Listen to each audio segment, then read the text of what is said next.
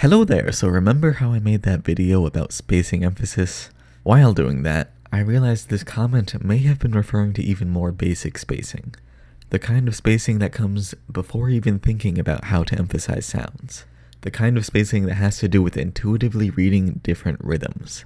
Something you learned a long time ago while playing low difficulties was an idea called time-distance equality.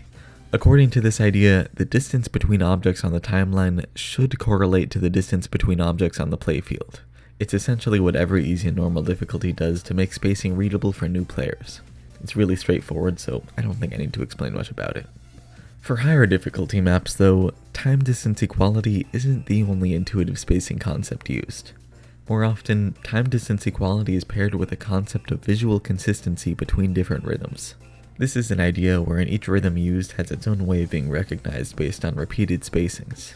It's a bit more confusing than time-distance equality and has a lot of possible uses, so I'll go through some examples.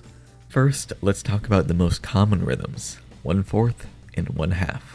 1/4 rhythms are what you think of as streams. In most cases, streams overlap each object. 1/2 rhythms are what you think of as jumps. In most cases, jumps space apart each object. Doing this is pretty much time-distance equality, since 1/4 rhythms are closer together on both the playfield and the timeline than 1/2 rhythms. But time-distance equality doesn't really take into account how variable spacing gets in modern maps.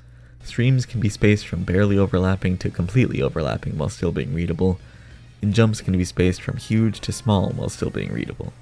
The reason this is possible is because streams and jumps are visually consistent in a way. Streams always overlap, and jumps are always spaced apart, so regardless of what degree of overlapping or spacing, each is recognizable as its own rhythm. Aside from streams and jumps, the next most common rhythm would have to be full beat gaps. According to time-distance equality, spacing for these should be larger than spacing for half-beat gaps. This works if jumps are usually small, but what if there's constant high spacing for jumps? Another highly spaced object could just look like another half-beat gap, which is not very clear.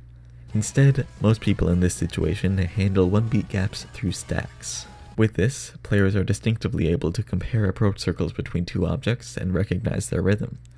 So overall, stacks are visually different enough spacing-wise to not be mistaken as jumps, and easily readable enough to not be mistaken as streams. And just as a reminder, these are only the most common ways people differentiate between gaps and rhythm when utilizing time-distance equality and visual consistency. There's tons of other ways to do it too, like this map here. In this map, each half-beat gap is large, while each full-beat gap is small. They're all spaced, but because they're noticeably small and large in a consistent way, it's intuitive. This map here only spaces out half-beat gaps after circles and 1/4 beat gaps after sliders. Each use visually the same amount of spacing, but because they're repeatedly used after specific types of objects, it's easy to get used to it. This idea about spacing between different types of objects also relates to how people usually handle 1/4 sliders. Most often, you just don't see stuff like this, which obeys what I talked about earlier with 1/4 rhythms. But instead you see stuff like this. Most maps use a visual consistency concept in which 1/4 sliders always have 1/4 gaps after them, even if it breaks time-distance equality. Similarly, people are probably familiar with reading this as a 1/4 gap, and a lot of other slider leniency or predictable rhythm-related placements. I don't think I'll go over all of those right now though. The last thing I want to explain is that spacing concepts don't necessarily need to be the same throughout the song. When a section of a song changes intensity, spacing concepts can change as well. For example, this map again with 1/4 gaps after every slider ends up slowing down in this middle part and gets less rhythmically dense starting here. Maintaining the same spacing concept as before wouldn't really work, so I started using 1/2 gaps after every slider instead of 1/4. I also began stacking 1/2 objects instead of only 1/4 like before. When I do use 1/4 in this section, I make it clear through overlaps instead of actually spacing them like before. And even when I use 1-beat gaps, I tried to make them look different than my 1/2 stacks. Spacing concepts changed when the music changed. Cool stuff. Anyway, by now you should know how to handle intuitively spacing these common rhythms through both time-distance equality and visual consistency.